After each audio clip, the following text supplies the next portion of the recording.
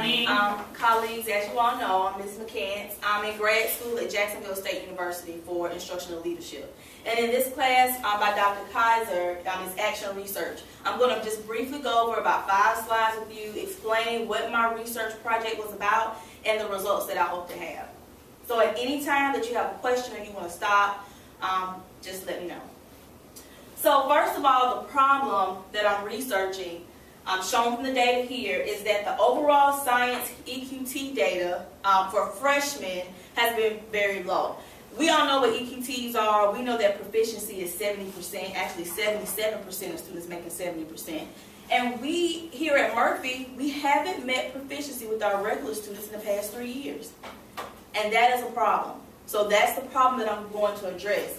As you can see here, our highest proficiencies have been about 66%, and that was second quarter in year 2010-2011. As you can see, our scores are decreasing as the years are progressing, which is a problem.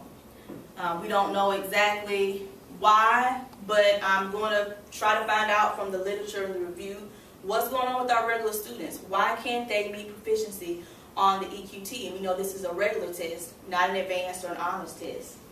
Some other things to note about the data: our lowest score was first quarter of last year, which was only 3.8% of our students passing the test. And we know some things here, working here, we know some things that may have contributed to the fact that our students aren't meeting proficiency. But academically, we've got to find out what's going on and pinpoint the problem. Any questions? I see some puzzled faces. Mr. Sleepy? We didn't take EQTs in the first quarter. Last year, Yeah. we did. Why didn't we? I have data for it.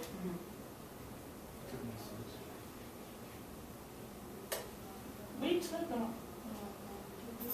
I remember taking them right before we went to Clark Shaw, right? Yeah, that first quarter. Second quarter then. Second quarter before Clark Shaw. Yeah. Well, we took EQT's first quarter, and then we took the quality core assessments second quarter. In science, this was our first year doing that. Oh, science, that's your first. Okay, Yeah. that was English, sorry. So yeah, English did it last year. So yeah, we took the EQT every quarter. Okay, any other comments about the data or questions? I know that I had a higher group than that, I thought. Maybe. And again, this is freshman. Well, this was sophomore. Okay. Do you remember what the percentage was for your sophomores?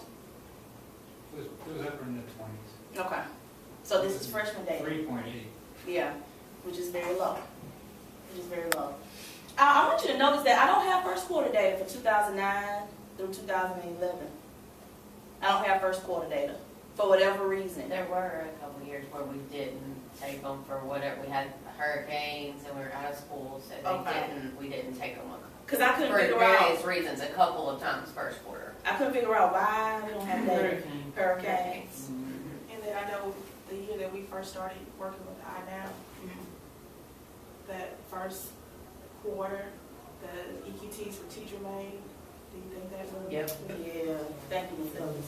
I will make sure I put that in my proposal. The reason why we don't have data is because of hurricanes, and then also we had teacher-made EQTs because of INAM. Thank you. Well, also that 2010, 2011, that was the first year we actually had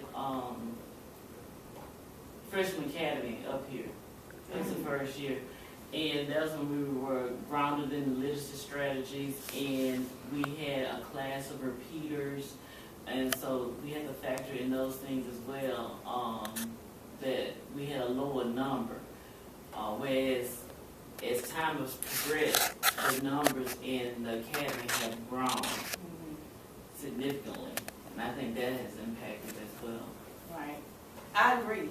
And I agree that we had a very strong year for intervention that year. Okay, so my hypothesis for my problem is that pass scores of the EQT will improve for freshman students who have participated in content area literacy strategies specific to science and will result in those students having higher EQT scores. That's my hypothesis. And I have definitions for those people that may not be familiar with what an EQT is, because not all places have EQTs, and what constitutes our freshman students. And this study is going to be our regular and our special ed students who are first-time freshmen. And this does not include our honors, our CIS, and our IB. This is just for our regular students. And then also what content area literacy strategies are according to Harmon and Pegg. There are strategies that support students in developing better literacy skills and also giving them a better understanding of the disciplinary concepts. So basically, you're not going to teach students how to read English or novels the same way you teach them how to read science. These are just some literature reviews, some things that I picked out that I thought was that helped me with the literature to even say, okay, we need to focus on literacy. Because I could have said we need to focus on our new teachers. I could have said we need to focus on more professional development for our staff. But basically, what it boils down to is that across the board, it seems like everybody has a weakness in vocabulary.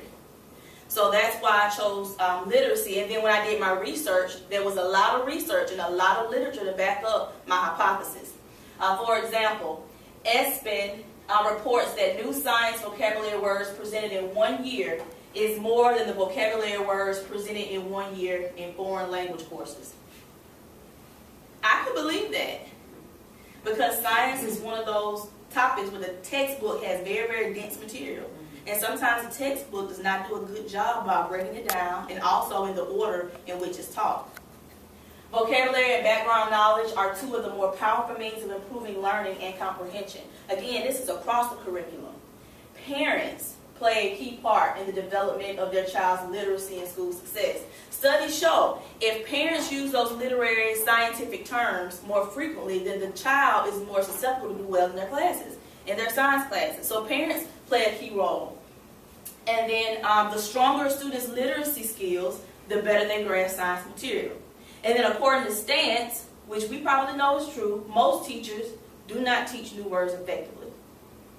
I had to learn how to teach my students how to decipher the words or break the words down and use the parts words. Use your prefixes, your suffixes, and your root words, and your context clues to find out what the word means. I had to be taught how to do that after I started teaching.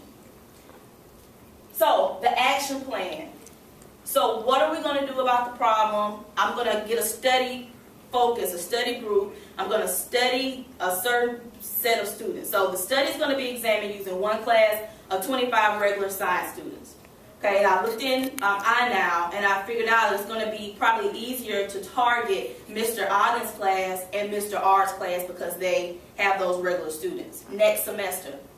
All students will be first-time freshmen, and we're going to target a small group of people. So in January, we're going to have a teacher collaboration meeting. We're going to select the participants.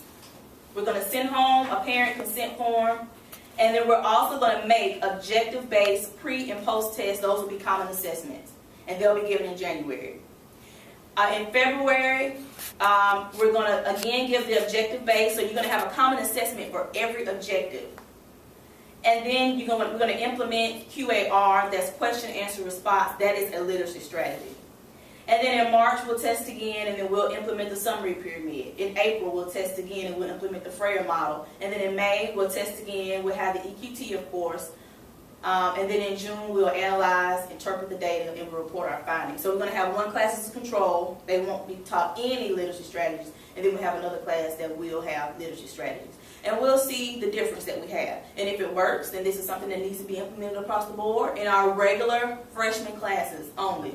And if it doesn't work, then we'll have to move on and find another solution to get the EQT scores up. Those are all the references that I use just in this PowerPoint. Any questions, comments, concerns?